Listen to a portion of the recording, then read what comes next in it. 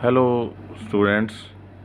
आज हम हमारा जो थर्ड वीडियो है फर्स्ट चैप्टर का, जो इलेक्ट्रिसिटी है, इसका हम आज टॉपिक जो करेंगे वो है कॉम्बिनेशन ऑफ रजिस्टर्स और रजिस्टेंसेस।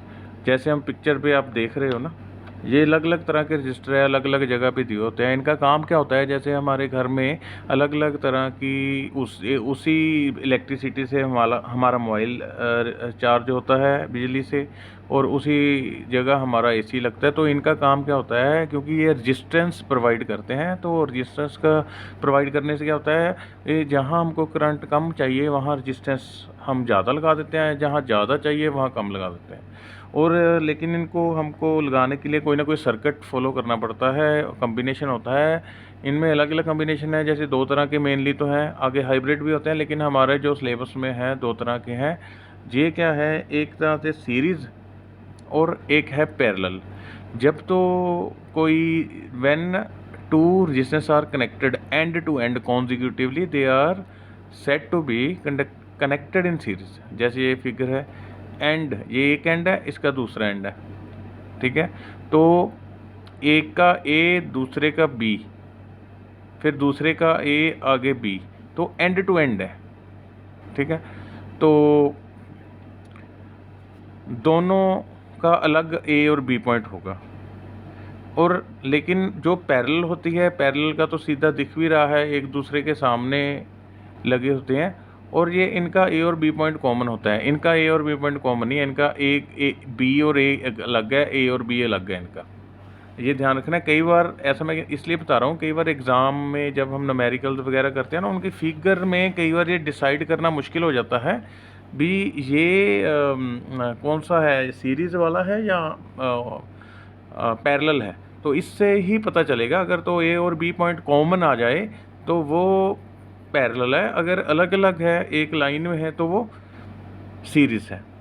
और इनको जो इनका हम कैलकुलेशन करते हैं वो भी अलग अलग तरह से होता है। जो इसका डेरिवेशन है वो इतना इम्पोर्टेंट तो नहीं है, लेकिन अगर आप कहोगे हम अभी ट्राई कर लेते हैं, करा लेते हैं। जैसे कि ये देखिए, resistance, resulting resistance of two resistance connected in series. ये देखो, ये जैसे हमने पहले पढ़ा सीरीज में है, तो जो इन दोनों में वोल्टेज ड्रॉप होगा तो वो इसके बराबर है। ये याद रखना है, जो वोल्टेज टोटल इनमें ड्रॉप होगा क्या, जैसे V equal to I R है, आई आर होता है करंट है, जो V equal to I R, इतना वोल्टेज इसमें लग जाएगा टोटल में से, फिर कुछ वोल्टेज इसमें लग जाएगा, लेकिन टोटल जो वोल्टेज होगा वो इसके बराबर ही होगा, क्योंकि इससे सो जितनी चीज़ मिल रही है उससे ज़्यादा तो वो कंज्यूम हो नहीं सकती।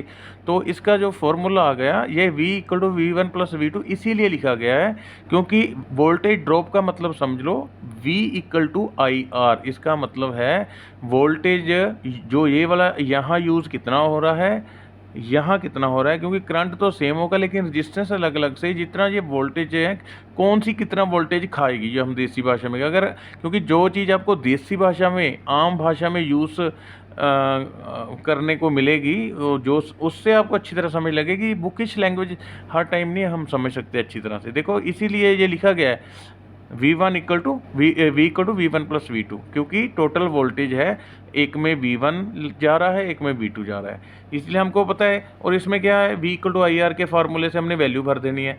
जैसे हमको पता ही है, ओम्स लॉ है ये, V by I equal to R, क्योंकि V equal to I R होता है ऐसे ही। तो V1 में देखो, हमेशा याद रखना, जो जितना करंट सीरीज उसमें एक में होगा उतना ही दूसरे में होगा। तो V1 में ये IR1, V2 equal to IR2, क्योंकि जो करंट फ्लो हो रहा है वो सेम है। तो इसमें क्या, अगर हम V equal to I1, V equal to V1 plus V2 में वैल्यू भर देंगे हम, ये वाली, ये वैल्यू भर दो आप, ठीक है। V equal to I R था, और फिर V1 हमने पढ़ा था V equal to IR1 plus V equal to IR2। तो सब में देखो, यहाँ I कॉमन आ गया, अब किसी को पता चले ना, पहले मैं बता देता हूँ। जैसे ये value v equal to V1 plus V2, तो जो ये value v equal to IR हमने भर दिया, I क्योंकि करंट सेम होता है जब सीरीज में होते हैं, तो IR1 प्लस IR2, इसमें क्या है I इधर से और I इधर से कॉमन आ गया, बाहर आ गया हमारे पास, तो इस I से I कट गया, तो हमारा IR equal to R1 plus R2 हो गया। मतलब जब भी कोई सीरीज में लगे होंगे तब जो रजिस्टर होते हैं तो उनका सीधा हम प्लस कर देते हैं टोटल, और रिजल्टेंट पता चल जाता है। अगर आपको एग्ज़ाम में 2 से या 2 से ज़्यादा आ जाए तब भी सेम ही चीज़ है। जैसे R1 R2 R3 total voltage V है, तो हमको पता है जितना वोल्टेज यहीं से जाएगा उतना ही कंज्यूम होगा, लेकिन जिसकी जितनी रजिस्टेंस ज़्यादा होगी उसमें उतना ही ज़्यादा कंज्यूम होगा। ठीक है, जैसे इसकी रेशो मान लो 3:1 हो रेशो, तो इसमें जो टोटल वोल्टेज का सबसे ज़्यादा पार्ट इसमें यूज़ होगा, फिर इसमें बात वही है, V equal to V1 plus V2 plus V3। बाकी भी हम पहले करा था IR equal to IR1 plus IR2 plus AR3, चीज़ बिल्कुल ही सेम है। आगे हम करेंगे पैरेलल रजिस्टेंस। जब कोई जिसमें A और B हमारा पॉइंट जो है कॉमन होता है, उसमें एक रजिस्टर लगा हो, 2 लगा हो, 3 लगे हों, उनका जो उसको पैरेलल कहा जाता है। तो पैरेलल में जो करंट होगा हमको पहले ही पता है, क्योंकि पैरेलल में जो करंट होगा वो डिवाइड हो जाएगा। देखो ऐसे यहाँ से गया करंट और ये दोनों पार्ट में डिवाइड हो गया, I1 प्लस I2 पे। ये याद रखना है, जो चीज़ सेम होगी वो नहीं लिखनी है हमने, जो डिफरेंट होगी वो लिखनी है। जैसे हमने पहले भी देखा, जो सीरीज़ में और पैरेलल में था, उसमें था वोल्टेज अलग अलग था तो हमने वो लिखा, इसमें करंट अलग अलग है हम वो लिख रहे हैं। और इसमें फॉर्मूला ओम्स लॉ से ही वैल्यू भरनी है, वहाँ भी ओम्स लॉ से ही भरी है, यहाँ भी हम ओम्स लॉ से ही भरेंगे। जैसे V इक्वल टू IR होता है, उसमें हमने V का निकाला था, इसमें अभी I का निकालेंगे, V/R हो जाएगा। और हमने ये दोनों जगह ही पुट करना है, क्योंकि यहाँ जो रेजिस्टेंस होगी वो अलग अलग होगी, तो V/R1 आ जाएगा I1 की जगह पे, और V/R2 आ जाएगा I2 की जगह पे।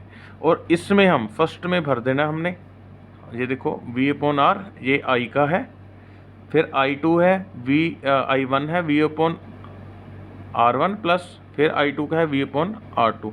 जैसे वहाँ पे कॉमन आ गया था I, यहाँ पे आ जाएगा V, ये V कॉमन आ गया, I/1/R लिख लिया, इधर फिर V कॉमन आ गया, ब्रैकेट में 1/R1 प्लस 1/R2, ये कट जाएगा। ठीक है, जो मल्टीप्लाई में आमने सामने भी चीज़ कट जाती है, तो हमारा जो रिजल्टेंट जो आंसर है वो ये होगा। और इनको डायरेक्टली शायद ही पूछते हो, लेकिन इनके न्यूमेरिकल्स बहुत ज़रूरी होते हैं। वो न्यूमेरिकल्स हम अलग से मैं वीडियो बनाऊंगा, सोल्ड और अनसोल्ड मैं दूंगा, उसमें आपको भी करना होगा, आप भी ट्राई करेंगे। और चाहे न्यूमेरिकल कम नंबर के आते हैं, लेकिन जब तक हम न्यूमेरिकल नहीं कर सकते ना, तो समझ लो अपना दिमाग थोड़ा फिर उतना यूज़ नहीं होता है।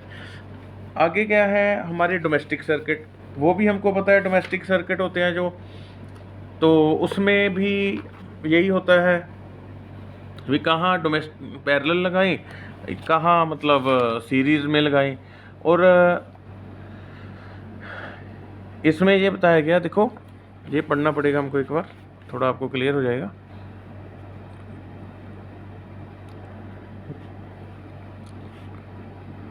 If we want to connect a large number of electric bulbs for decorating building, trees, as during festival such as Diwali or marriage function, then the series circuit is better, because all the bulbs connected in series can be controlled with just one switch। तो एक switch से अलग अलग से नहीं करना पड़ेगा, लेकिन जैसे हमारे घर में है तो उसको अलग अलग स्विच होगा, उसका फ़ायदा भी है घर में। इसमें आगे भी पढ़ लो, चलो। ये series circuit is safer because the current is smaller, there is a problem in series lighting, there is one. अगर इसमें ये प्रॉब्लम ये होती है, क्वेश्चन आ सकता है अभी घरों में तो सीरीज़ में सर्किट लगा, पार्टी वगैरह में तो सीरीज़ में लगाते हैं, लेकिन घरों में आप पैरेलल में लगाते हैं, तो क्यों लगाते हैं? अब ये याद रखना, सीरीज़ में हमने पहले भी देखा था, मतलब क्या है, जो एक बल्ब में करंट आ रहा है वही दूसरे में आ रहा है। लेकिन अगर घर में ऐसा हो तो ये तो है नहीं एसी वाला करंट जितना चाहिए, अगर उसका उतना ही करंट आपको चार्जर में आ गया वो फिर तो ख़राब हो जाएगा गर्म होके। वो गर्म होके कैसे ख़राब होगा, आगे आई स्क्वायर आर का फार्मूला आएगा आगे, तो जब हम न्यूमेरिकल करेंगे फिर आपको पता चल जाएगा। जैसे हमारे घरों में जो होता है वो पैरेलल सर्किट होता है, देखो क्यों, क्योंकि अगर एक बल्ब खराब होगा सारे नहीं ना होंगे, उसको अलग अलग से करना पड़ेगा। तो we can have separate switch for each bulb and hence operate it separately. In addition to having ease of operation, parallel domestic circuits household have many advantage of the series। उसमें की एडवांटेज भी है, सबसे बड़ा advantage है क्योंकि ये नहीं है भी जैसे शादी पार्टी में एक चीज़ ख़राब हो गई वो सारी लड़ी ही ख़राब हो जाए। अगर ऐसे हम सीरीज़ में लगाएंगे तो एक बल्ब ख़राब हो गया तो सारे ही ख़राब हो जाएंगे। तो इसमें देखो डिसएडवांटेज और एडवांटेज का कई बार क्वेश्चन आ जाता है। तो डिसएडवांटेज ऑफ सीरीज़ कुछ तो हमने पहले ही पढ़ लिए हैं। In series circuit if one electric appliance stops working due to some defect then all other appliances also stop working, ये हमने पढ़ लिया है। In series circuit all the electric appliances have only one switch due to which they can not be turned on और off separately, क्योंकि सबका जैसे हम लड़ियाँ जगाते हैं एक ही स्विच ऑन करते हैं ना तो सब बल्ब जगने लग जाते हैं, अगर ऑफ़ करेंगे सब भी बंद हो जाएंगे। तो ऐसे घर में होगा तो फिर काम चलेगा नहीं ना फिर। तो अगर मैं वीडियो बना रहा हूँ, अगर ऐसा होता तो जैसे मेरे घर वाले सो गए तो मैं रात को वीडियो बना ही नहीं सकता था, उन्होंने कहना था हमारा सर्किट जो सीरीज़ में है तो आप हम अब बंद करने लगे हैं, सो जाओ, ठीक है।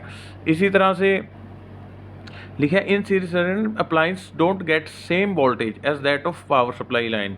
सीरीज में जो सेम वोल्टेज नहीं मिलती, हमने देखा था, हमने V1 + V2 बोला था, अगर वोल्टेज सेम नहीं होगी तो करंट प्रॉपर फ्लो नहीं करेगा, ठीक है। ठीक है, आगे in series connection of electrical appliances the overall resistance of circuit increases too much due to which current flow from power supply is low, क्योंकि हमने पहले ही पढ़ा है अगर सीरीज सर्किट होगा तो उसमें सारे घर का ही जो रेजिस्टेंस है बढ़ जाएगा, तो उसमें करंट कहाँ से फ्लो करेगा, ठीक है। जब सीरीज सर्किट हो गया तो इतना ज़्यादा रेजिस्टेंस हो जाएगा कोई चीज़ काम ही नहीं करेगी। उसके बाद इसका उल्टा है, लगभग आंसर वही है, वैसे उसको भी लिख सकते हो आप। Advantage of parallel circuits in domestic wiring, इसमें क्या है, in parallel circuit one electric वही है, एक स्टॉप जब कर जाएगा तो दूसरों पे कोई इफेक्ट नहीं पड़ेगा। सीरीज़ में फटता है, एक चीज़ ख़राब होगी तो सारी ख़राब हो जाती है, जैसे लड़ी में होता है जो हम दिवाली में या मैरिज के टाइम लगाते हैं उनमें। और क्या है, in parallel circuit each electrical appliance has its own switch due to which it can be turned off separately. ये वही चीज़ रिपीट है। In parallel circuit each electric appliance get same voltage as that of power supply, क्योंकि देखो हमने जब वो करा था डेरिवेशन करी थी बुक में से जो समझाई थी उसमें भी यही है। उसमें क्या है, उसमें हमने ये माना है भी करंट डिफरेंट है, वोल्टेज सेम है, इसीलिए इसमें बोला है भी वोल्टेज सेम मिलेगी, तो वोल्टेज सेम मिलेगी तो करंट भी अच्छी तरह से होगा, अच्छी तरह से ग्लो हो गए सारे बल्ब वगैरह। नेक्स्ट लास्ट है जो in overall connection of electric appliance the overall resistance of household circuit is reduced due to the current from power supply. ऐसे ही जैसे हमने रजिस्टेंस का पढ़ा है, हमको पता है सीरीज़ में जो है रजिस्टर बढ़ जाती है, लेकिन पैरेलल में ओवरऑल रजिस्टेंस कम हो जाती है, और जितनी कम होती है टोटल में से, मान लो 10 रजिस्टेंस है, एक 3 की, एक 4 की, 5 की, 6 की, अप टू 11-12 ला लो, तो जब भी हम पैरेलल में इफेक्टिव रजिस्टेंस निकालते हैं तो उसका ये फिक्स है कि जो मिनिमम रजिस्टेंस होती है उससे भी कम आता है जो उसका रजिस्टेंस ओवरऑल रजिस्टेंस है। अब जो हमारा लास्ट टॉपिक है ये पावर का है, इसके बाद अगली जो मैं वीडियो डालूँगा या तो कोई थ्योरेटिकल पार्ट की डालूँगा या न्यूमेरिकल, इसी के न्यूमेरिकल डालूँगा। अगर डिमांड आ जाती है तो फिर मैं मतलब न्यूमेरिकल डाल दूंगा जैसी बच्चों की डिमांड आए। अगर नहीं कोई डिमांड आएगी, क्योंकि हमारा न्यू चैनल है, जब तक आप देखोगे हो सकता है उसको 6 महीने हो जाए या 4 महीने हो जाए, मेरे को पता है शुरू में थोड़े व्यू कम आते हैं, लेकिन दूसरे चैनल है मेरा, लेकिन वो स्टडी का नहीं है, वो उसमें व्यू आ जाते हैं मेरे को, यहाँ पे अभी कम आएंगे। और जो भी देख रहा है आप थोड़ा उसको ना देखना भी ये थोड़ा वीडियो हिलजुल वाला है, लेकिन चीज़ हर एक समझ आएगी, बाकी चीज़ मैं रिपीट भी कर सकता हूँ, डिपेंड करता है आपका जो भी किसी का मतलब रिस्पॉन्स होगा उसके हिसाब से। आगे देखो, ये डेफिनेशन है इलेक्ट्रिक पावर। पावर का मतलब यही होता है जो वर्क हो रहा है कितने टाइम में हो रहा है। तो it is the rate of doing work is called power. जहाँ वर्ड रेट लग जाता है, रेट, उसका मतलब ही डिवाइड बाय टाइम होता है, किसी भी चीज़ में देख लेना, ठीक है। चाहे rate of change of momentum dv/dt लगता है, ठीक है। आगे यूनिट ऑफ पावर, हमने पहले भी कहा है, जो हम अगर हमने इसको वैसे तो अगर हम सीधा सीधा देखें, जो वर्क होता है वो जूल में होता है, टाइम सेकंड में होता है, और हम इस जूल को और सेकंड को इकट्ठा करके इसको 1 वाट के बराबर बोलते हैं। और हमने पहले पिछली वीडियोस में डिस्कस किया है, अगर हमने किसी एक यूनिट के पीछे कोई डेफिनेशन निकालनी है तो जिस पे वो डिपेंड करता है उनको एक एक भर देना है, साथ में उनके यूनिट लिख देने हैं। जैसे यहाँ हमने पावर को वाट में मापा जाता है, तो 1 वाट लिख के, तो यहाँ पे वर्क डन 1 जूल, क्योंकि जूल में मापते हैं, वर्क और एनर्जी का सेम यूनिट है, टाइम सेकंड में। तो 1 वाट हम उसको कहेंगे भी 1 जूल जब हुआ कितना 1 सेकंड में, उसको 1 वाट बोलेंगे। बिल्कुल जो हमने डेफिनेशन में डाला है वही चीज़ ही करनी है। अब आगे क्या है, जो इसके बड़े यूनिट हैं हमको पता है सबको, 1 किलोवाट होता है, किलोवाट को ऐसे ही लिखते हैं। तो इसका मतलब क्या होता है, when work is done an equal amount of energy is consumed, we can say that electric power is rate at which electric energy is consumed. जो इलेक्ट्रिक पावर होती है वो, इससे ये पता चलता है कि आपकी कितनी एनर्जी पर सेकंड कंज्यूम हो रही है। तो इसमें हम जैसे हमने पिछले पेज पे पढ़ा है, when an electric appliance consumes electric energy at the rate of 1 joule per second, its power is said to be 1 watt. अगर 1 जूल अपनी पावर ये कंज्यूम करता है 1 सेकंड में, तो उसको बोलते हैं। बाकी क्योंकि ये ज़्यादातर कैलकुलेशन के लिए फार्मूले हैं, पावर वर्क बाय टाइम। इसी तरह हम जो पावर के हैं, V equal to I R, आगे आर भी भर सकते हो, V equal to I R भी भर सकते हो। आगे बहुत सारे जो फार्मूले हैं, ये इसमें ये इम्पोर्टेंट है, ये इम्पोर्टेंट है, ये इम्पोर्टेंट है। और इसके जो P इक्वल टू VI, देखो ये भी इम्पोर्टेंट है। ये न्यूमेरिकल्स के लिए काम आएगा, जहाँ ज़्यादा से ज़्यादा आपको डेफिनेशन पूछ लेंगे। उसके बाद देखो, जैसे ये फार्मूला आपको डेरिवेशन नहीं आती इसकी, इसके न्यूमेरिकल्स आते हैं, तो डेरिवेशन के लिए ज़्यादा बर्डन नहीं डालना है। जैसे वे पावर का फार्मूला हमने किया था, और इसके बाद ये वाला है पावर का, सॉरी, और इसके बाद ये वाला पावर का, इसके आपको न्यूमेरिकल करने हैं जो कि बहुत ज़रूरी है, ठीक है। इसके बाद आगे हमारे हैं, जैसे क्वेश्चन आ जाता है भी, जैसे हमारी जो वोल्टेज रेटिंग होती है उसका क्या मतलब है। जैसे देखो, हाँ यहाँ लिखा है,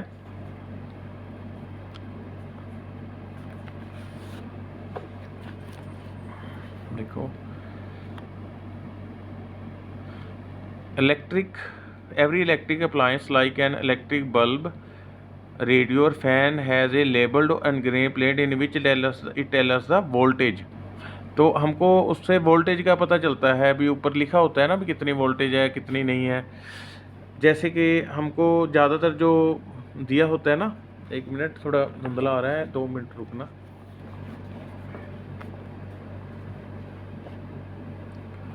जैसे ये दिया होता है, थोड़ा क्लोजली करके दिखा रहा हूँ, हमारे ये लिखा होता है कई बार 100 to 220 रिटर्न।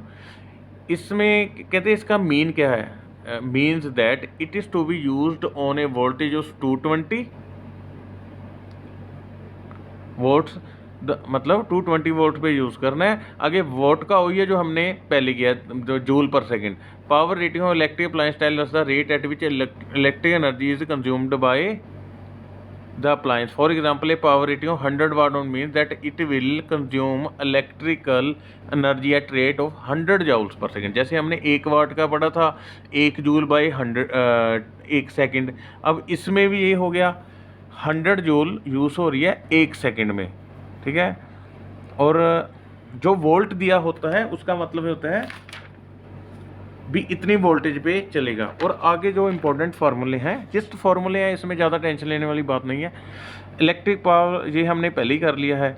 और इलेक्ट्रिक एनर्जी कैसे निकालनी है, पावर इनटू टाइम, क्योंकि वो 1 सेकंड में हम निकालते हैं जो पावर, तो एनर्जी 1 सेकंड, 10 सेकंड, 20 सेकंड, 1 घंटा, 2 घंटा, इसी तरह से ही हमारा बिल आता है।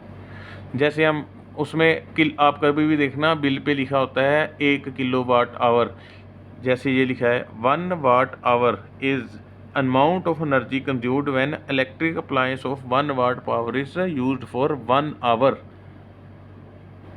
ठीक है, इसी तरह से जो देखो आगे भी है, कई बार क्वेश्चन आ जाता है जो पावर कंजम्पशन है किस पे डिपेंड करती है। देखो इसमें electric energy consumed by an electric appliance depend upon 2 factors. पहला है power rating of an appliance, ठीक है, जैसे हमने 100 वाट 200 वाट जैसे लिखा होता है। ठीक है, इसी तरह हमको कहा जाता है घर का जो लोड है कितना है, 2 kilo watt, 3 kilo watt, 5 kilo, उस पर ही डिपेंड करता है सारा कुछ। और time for which appliance is use, भी कितने टाइम के लिए यूज़ किया है, यही फॉर्मूला है। देखो पावर 100 वाट, 200 वाट, किलो वाट, 2 किलो वाट, और कितने टाइम के लिए, इसलिए हमको 2 महीने का भी जैसे बिल आता होता है। तो इसी तरह जो कंजम्पशन जो हमारा बताया गया, भी जो कमर्शियल यूनिट है, जो कमर्शियल थोड़े बड़े यूनिट होते हैं, तो इसमें इसको हम हमारी जैसे घरों में वाट आवर चल जाएगा, 12 किलो वाट आवर चलेगा जो कमर्शियल यूनिट फैक्ट्री वगैरह होती है। ठीक है, इसमें क्या 1 किलो वाट का वही है, वहाँ 1 किलो वाट यूज़ हो रहा है 1 घंटे के लिए, हमारे यहाँ था सेकंड के लिए, जो घरों के लिए होता है। इसी से ही हम जो है बिल वगैरह कैलकुलेट करते हैं। और सबसे थोड़ा इम्पोर्टेंट ये भी है, 1 किलो वाट आवर में कितने जाउल्स होंगे, तो जैसे हमने पहले किया है बिल्कुल उसमें वैल्यू भर देनी है। जैसे जैसे 1 किलो वाट आवर हमने वाट का तो किया हुआ है, 1 किलो का तो ला दो 1000। ठीक है, 1 वाट का हो जाता है, 1 वाट का जूल पर सेकंड, और फॉर 1 आवर है उसके सेकंड बनाएंगे, क्योंकि 60 इंटू 60, अगर हम इसको कैलकुलेट करोगे 3600 इंटू 1000, देखो 3600 इंटू 1000, ये आगे सेकंड से सेकंड कट गया, तो इतने के बराबर है 1 किलो वाट आवर, मतलब होता है 36 लाख जूल। और इसीलिए हमारा जो लास्ट था थ्योरेटिकल पार्ट, अगर आप कहोगे तो न्यूमेरिकल पार्ट मैं शुरू करवाऊंगा। आप मेरे को कमेंट ज़रूर कर देना, इसमें कमियां तो होंगी, लेकिन अगर कोई कॉन्सेप्ट में कमी है, ये है मेरा फर्स्ट वीडियो है, मतलब नया चैनल है, कोई 2-3 वीडियो भी हो सकता है, आप देख के करें, देख लें, कोई देख ले, तो मेरे को कमियां ज़रूर बताना। और जो भी आपको चाहते हैं, मैं हर एक चीज़ बढ़ा सकता हूं, लेकिन मेरे को ये पता है भी मेरा चैनल अभी कोई नहीं देखेगा, तो उस वजह से भी कुछ ऐसी बातें भी हैं, हो सकता है मैं ना बता सकता हूं, लेकिन अगर आपको अच्छा लगेगा तब ज़रूर बताना, और उसमें मैंने कैसे इम्प्रूवमेंट करनी है आप मेरे को वही बताना। और ज़्यादा से ज़्यादा लाइक और सब्सक्राइब करो। धन्यवाद, थैंक यू।